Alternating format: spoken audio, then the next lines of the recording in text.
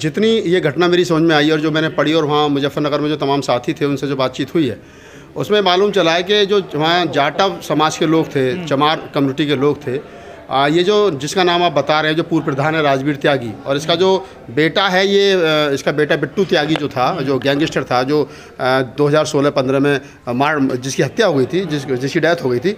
तो अब बात या सवाल ये उठता है कि मामला आखिर यहाँ तक पहुँचा क्यों? मामला यहाँ तक इसलिए पहुँचा कि राजवीर त्यागी ने ये कहा कि मेरे खेत के में फसल में कुछ काम होना है, लेकिन उन लोगों ने मना कर दिया कि हम नहीं करेंगे। तो इस बात से चिढ़ करके राजवीर त्यागी ने मुनादी करवाई, वाक़ाता जो वीडियो वायरल हुआ है तो 25-30 सेकंड का, जिसमें ये कहा जा रहा है कि अगर कोई भी चमार जाति का आदमी राजवीर त्यागी की डोल पर, समाधि पर या उनकी ट्यूबवेल पर गया तो उसको 5,000 रुपये जुर्माना या 50 जूते लगाए जाएंगे।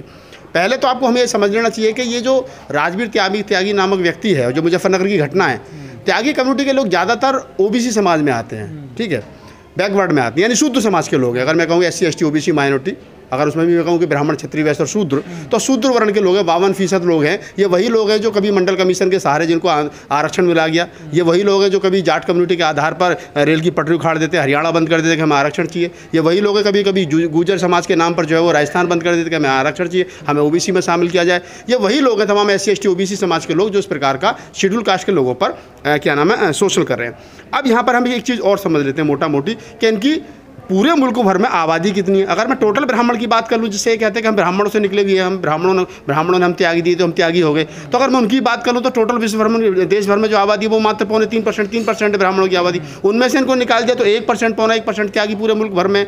1% आदमी, 1.5% जो त्यागी कम्युनिटी का आदमी है, वो उस समाज का शोषण कर रहा है, जो समाज जो है टोटल जनसंख्या अगर बात करूँ, चमार जाटव की बात करूँ, देश भर में जो लगभग 13-14% है। तो ये अब जाटव चमार समाज के लोगों को सोचना पड़ेगा कि तुम अब इतने कमज़ोर हो गए हो कि तुम्हारे लिए मुनादी की जाती है आज़ादी के 70 साल के बाद में देश की राजधानी से 20-30-50 किलोमीटर की दूरी पर कि चमार जाति का आदमी, कोई भी व्यक्ति अगर आपकी डोल पर, उसके ट्यूबवेल पर, उसकी समाधि पर जाएगा तो उसको 50 जूते मारे जाएंगे। समाज को इससे ज़्यादा शर्म की बात नहीं हो सकती, लानत की बात नहीं हो सकती। मैं किसी को भड़काने की बात नहीं कर रहा, लेकिन मैं ये कह रहा हूँ कि बाबा साहब डॉक्टर अम्बेडकर ने आपको संवैधानिक अधिकार दिए, लेकिन मान्यवर साहब कांसीराम ये भी कहते थे जब राजनीति की बात करते थे कि हमको तैयारी तो बैलेट की करनी है, हमको तैयारी तो बैलेट की करनी है, हमको काम तो बैलेट पर करना है, लेकिन तैयारी बुलेट की भी रखनी है।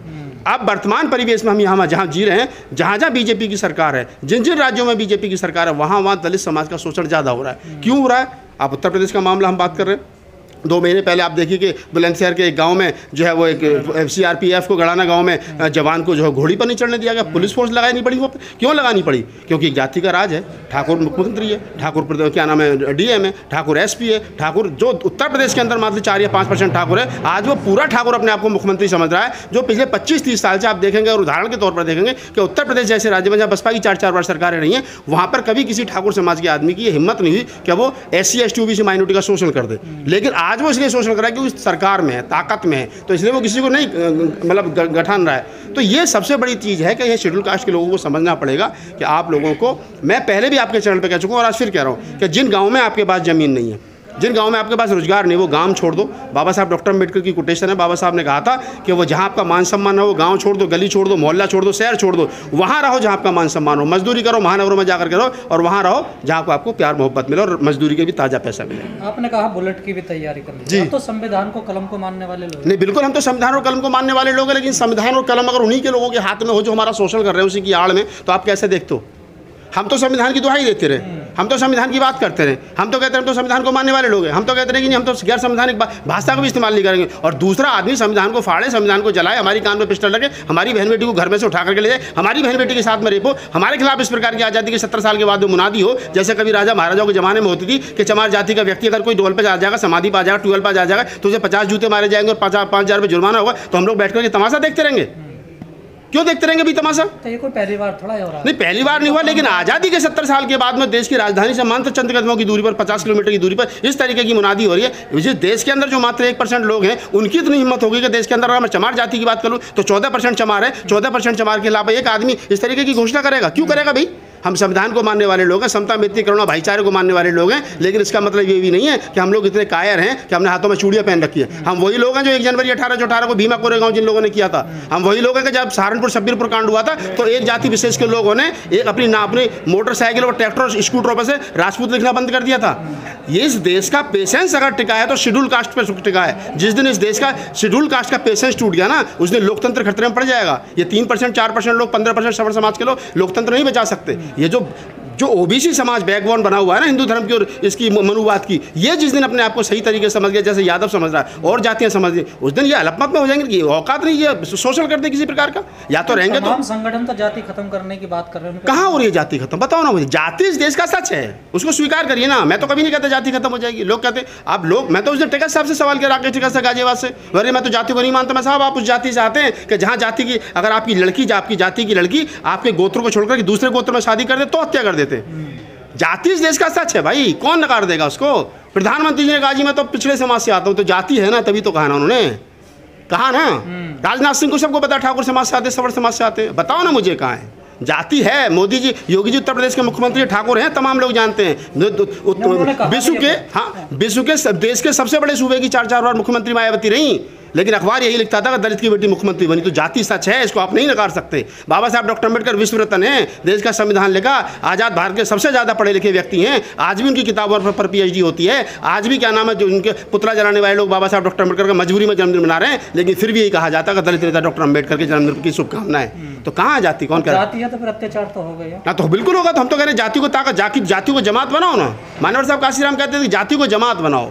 जिस दिन आप चमार भंगी को भंगी, खटीक को खटीक, पासी को पासी, धानक को, ओबीसी की जातियों में हमारी बहन बेटियां जाने और आने लगेंगी, जिस दिन ये जाति जमात बन जाएगी, जब जातियों को तोड़ करके अपने SC ST OBC माइनॉरिटी का एक कुनबा बन जाएगा 85% बहुजन समाज का, तो 15% के जो 15% का जो समाज है, जिसको हम दबम कह रहे हैं, जिसको हम सवर्ण कह रहे हैं, उसकी हिम्मत नहीं जो तुम्हारी तरफ आंख उठा करके देख ले। अगर वो देख रहा है तो सिर्फ इसलिए देख रहा है क्योंकि आप बिखरे हुए हो, आपका शोषण इसलिए हो रहा है क्योंकि आप बिखरे हुए हो। लेकिन जाति तो मरने के बाद भी खत्म नहीं होती। बिल्कुल नहीं होती। सब आज आप देखिए कि क्या नाम है, मरने के बाद मुर्दे को कितनी जगह भी मध्य प्रदेश राजस्थान में कहते हैं कि नहीं, दलित समाज का मुर्दा इसको हम अपने शमशान में नहीं फुकरे देंगे। तो गुना की घटना आप देख लीजिए। तो कितनी घटनाएं गजेंद्र जी जिनको हम जिक्र यहाँ कर सकते हैं, ये तमाम सच्चाई है।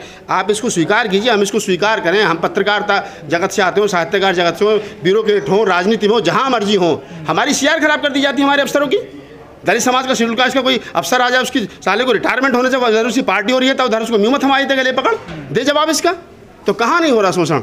बताइए मेरे। अगर जहाँ जहाँ हमारा रिप्रेजेंटेशन, अब मैं सर राजनीति हम कर रहे हैं, राजनीतिक चर्चा में हम आरक्षण की बात कर रहे हैं। बताओ अगर उसमें लोकसभा में आरक्षण है तो 131 सांसद चुन करके जाते हैं। लोकसभा में, राज्यसभा में हमारा आरक्षण नहीं तो हम कितने सांसद दलित समाज के? नहीं है ना।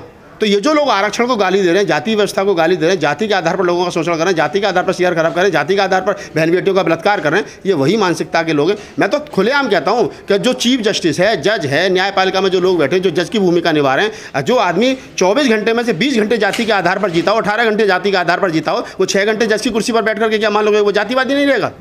वो जातिवादी तब भी रहता, फैसले उस आधार पर देता है वो। तो ये सच है देश का।